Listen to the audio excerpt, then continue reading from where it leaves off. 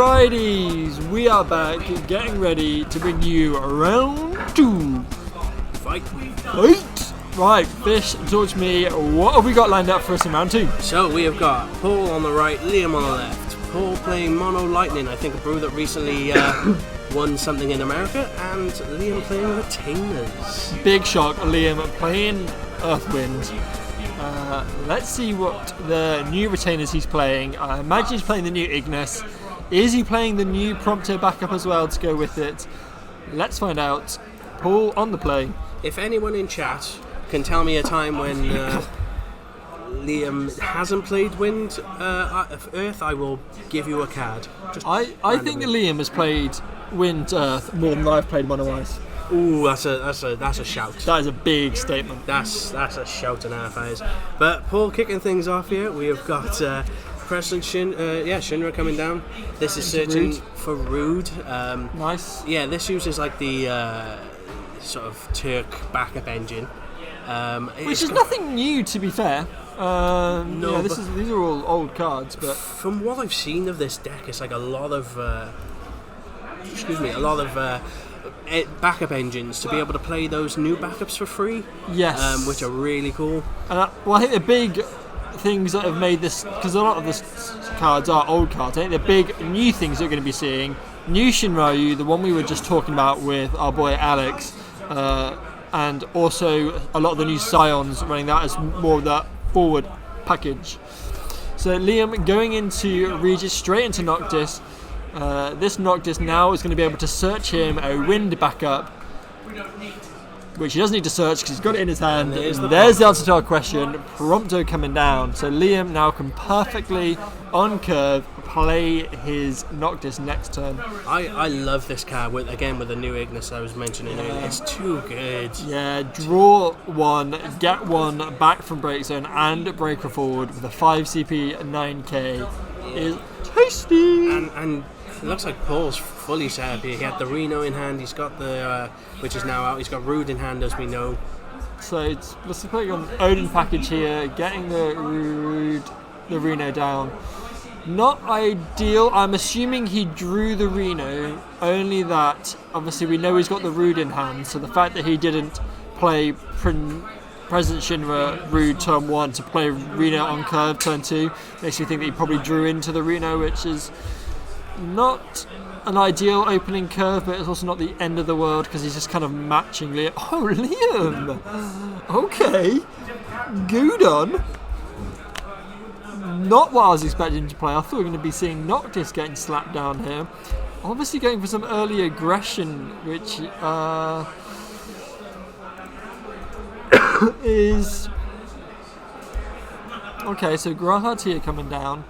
And I imagine... Okay, he's paying 4. We're going to see Alice into Ishtola, kill Gudon, absolutely punishing Liam there. Mate, that little combo is disgusting. Is Paul going to learn the lesson? Yep. Yeah. Doing Ishtola, tapping Alice to give Grahatia a haste. So he's not pulling a Finley here, so it hits a Gladio, which actually is a really nice hit, although Liam can still probably play it.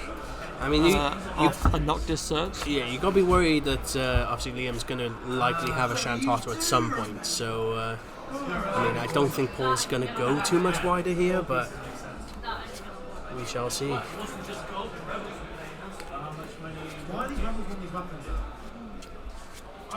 So what's Liam got for us? Oh, he's going straight in for the Titan. Big man Titan. Yeah, wipe that board. What a weird opening start of this game. Liam going for the Gudon, Paul matching it with 3 forwards and a kill and a damage, and then Liam being like, okay, Titan. The thing is, though, is that if you're Liam, you've got to be like, I wish that was a Shantata. Hang on a second, we got rid of the Rude that we searched. Oh, we have. I was going to say, otherwise, why don't we just go Rude into this backup? But we discarded the Rude. Yeah. Must have wanted to pay for the Grahatia, so... I think Paul's got double Shinryu in hand as well. Oh, he certainly does. With Alice is nice because you can get Alice into Grahatia, into something else. And he's got an Ishtola and a Fail Thanos, was that? Yeah, interesting. Fail Thanos actually in quite a nice spot in this deck. Because I mean, if Liam tries to play down this Noctis and going for some real limp appendage energy right there. Yeah, I guess he could play the Fail Thanos and he just shuts down Liam going for the Noctis pings or like Noctis kills. No, he's just going to discard. They're going to go, yeah.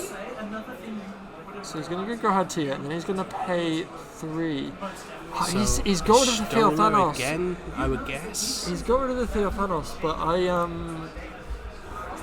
I would have been inclined to keep it, but the problem is he's been forced into doing that because the other 2 cards in Paul's hand are Shinryu. Yeah. But what it allows Paul to do is, I mean, he has access to Shinryu S should Liam attempt to go wide in any way, shape or form. So Shantoto would be nice for Liam right about now, not on curve, but actually if I know Liam, I know he's not playing 7 CP Shantoto. The thing is, He's probably playing 5 CP Shantoto. That's very true, actually. I don't think he would have the CP to play the 7 CP one anyway, because he was down to 1 card in hand after the Titan Was of the it? Crags. Ah, Yeah, fine. I believe so. Anyway,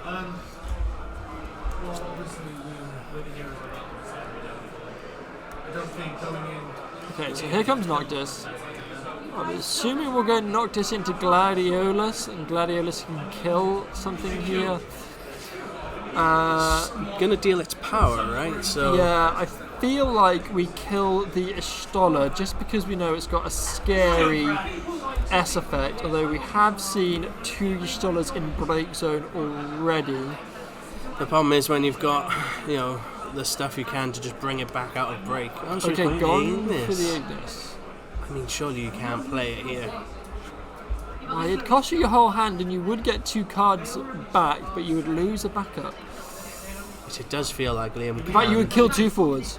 Yeah, so you play the Ignis, break the Prompto, draw a card, get something back from Break Zone, Noctis kills something, Ignis kills something. So actually, it's not too bad.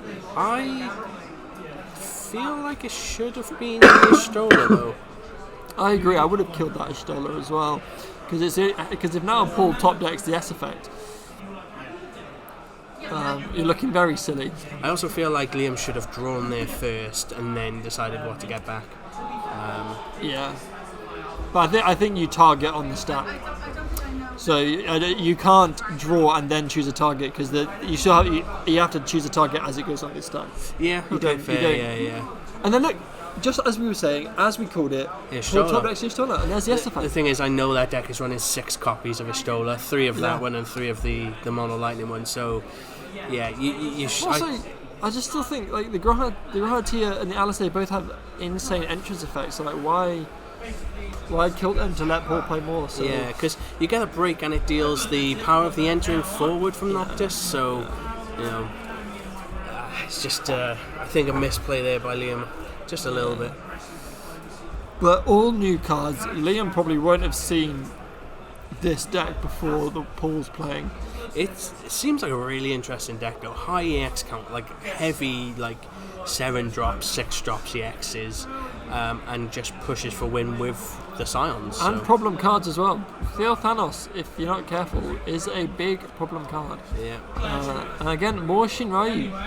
Are we living in a Shinryu meta right about now? I think so. It's such a card. It gets cheaper. I was saying this in our set review. It's such a good card for that.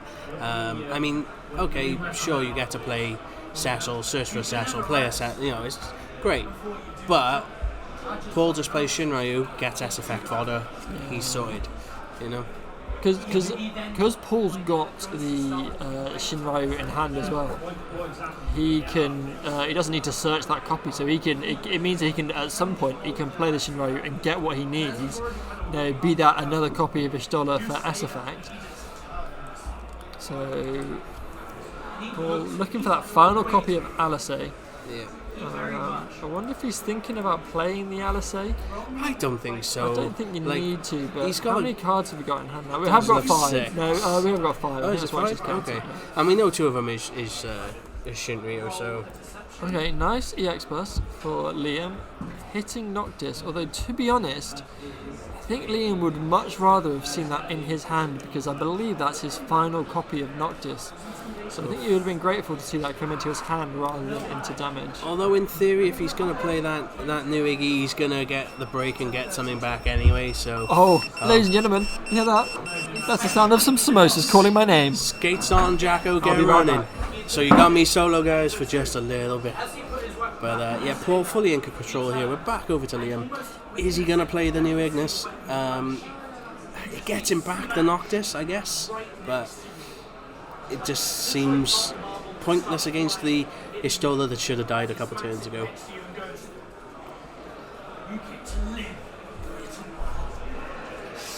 I think you're on damage 3 here, Liam. Just a few more backups, you'll be alright. You can take another couple points of damage. You need to try and secure a late game win here.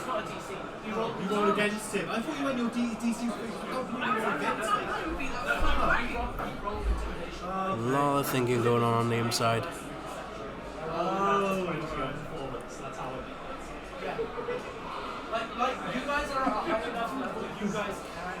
Truly edge of our seat stuff here, guys. Going with another Prompto. Again, great card, so it allows him to get the draw when he plays the Ignis out. So, yeah, there we go. This is one of my new favourite cards. It's just, with the Prompto out, draw a card, get something back from break something. You know, what more could you want off of a 3-card swing? So, Liam trying to keep the Galif in hand. It might be worth trying to get that out as soon as possible. But again, Paul is sat on 2 Shinryu, and Ishtola is not far behind. He's staring dead into your eyes and back down ninjas. He's staring right into your eyes. We can see Paul drawing some of those big EXs I mentioned earlier, the 7-drop Odin. But here we go, so again out the Shinryu, and Jacko is back with some chicken and samosas. What did I miss? Prompto into Ignis, into break the Ishtola that should have died a while ago, so Okay. finally it's gone off the board. Now, Paul thinking of going with the Estinian here, really putting that nail in the coffin. Warp it for 1. It'd be a great use of that final CP's left open. Yeah, well, exactly. You know, get it on warp. You can wait a turn for it to attack twice and become a massive, massive issue. You know.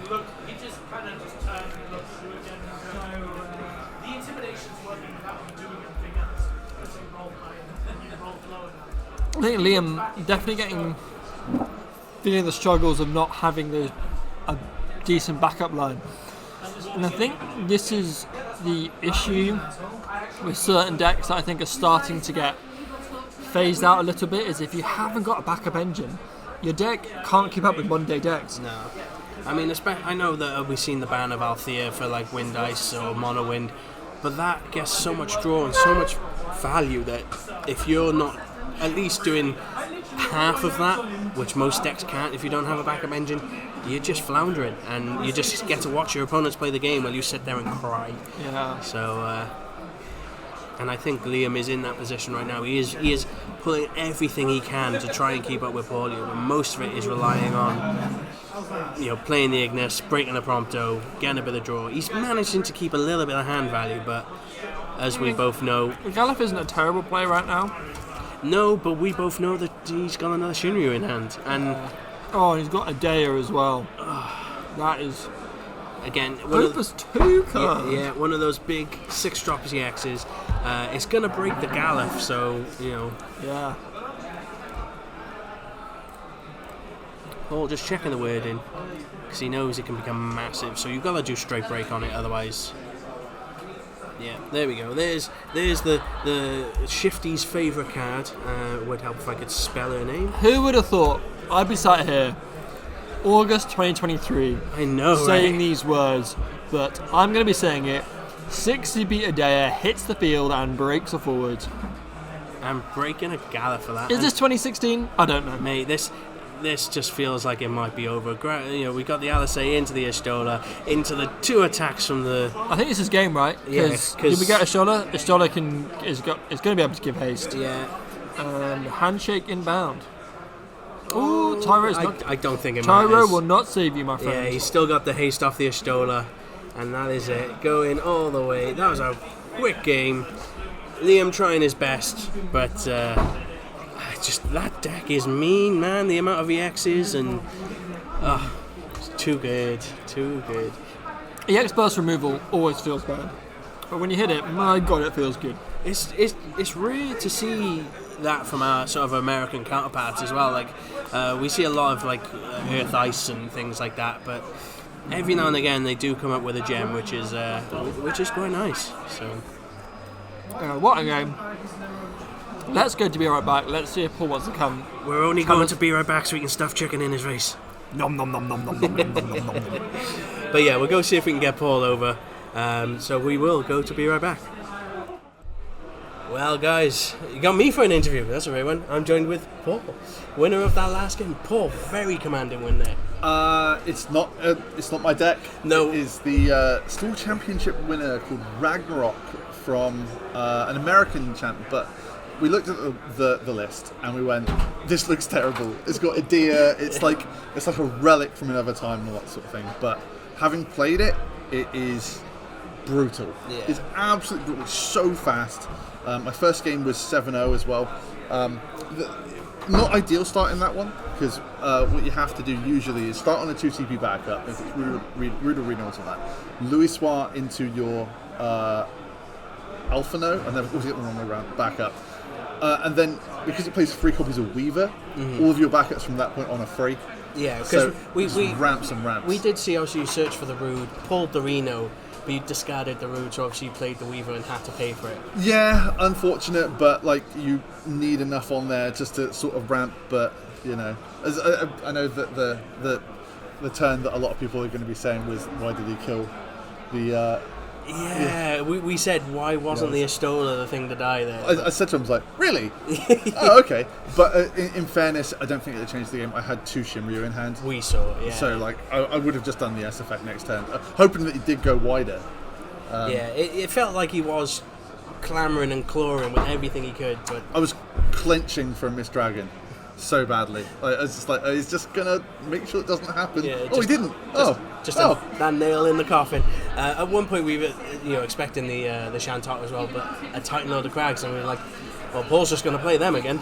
Yeah, well, there we go. Yeah, I was just like, oh, cool. Play some more guys so I can make this Cymru cheaper, please. But cool deck, really cool. Mono Lightning in a really cool place at the moment, I think. Yeah, but, so like again, we were saying 2023, Edea is in a deck, and who can believe it? Never thought that would be the case again. But like, I to be honest, as you know, it's going to kill a 5 or less probably, depending on how you ramp. But if it kills a 3, if it kills a 4, that's probably still fine. And EX count being so high, I rate it quite highly. It's not a card I'd remove from this at all. No. In fact, there's not a single card I'd change in this list. Oh, well, there's 2 copies of Hyo in there. And he hasn't done massively the works yet, but like if you need that extra little push, or like you've got enough that you can get him to 6 but you can't get to 7, he will do the job. But perhaps that'd be something that could change, in my opinion. So is there any matchups that you think the deck really struggles against? Miss Dragon is pretty bad for it, but so possibly the Summoners deck that Alex is running or something like that. Yeah, potentially the Summoners deck. I don't know. It's tough. I actually think that original flavour Opus 2 Al Cid is worth looking at the moment. Right, okay. Mainly because Miss Dragon can't touch it. So if you're playing from hand, that's an area that can't be accessed. Right, yeah. I think that Category 6 it'll clap completely. But yeah, it's Una Miss Dragon I think is really tough for it. But you know, it's well, we'll probably see you having that sort of fight later on. I've got first strike on big boy heavy attackers, so I'll take that. Yeah, cool. Right, well, thank you for joining us. So we'll go to Be Right Back. We got 9 minutes on the round, so we'll probably get Jacko when he's done stuffing his face over there back in, and we'll do some waffling. So we will be right back.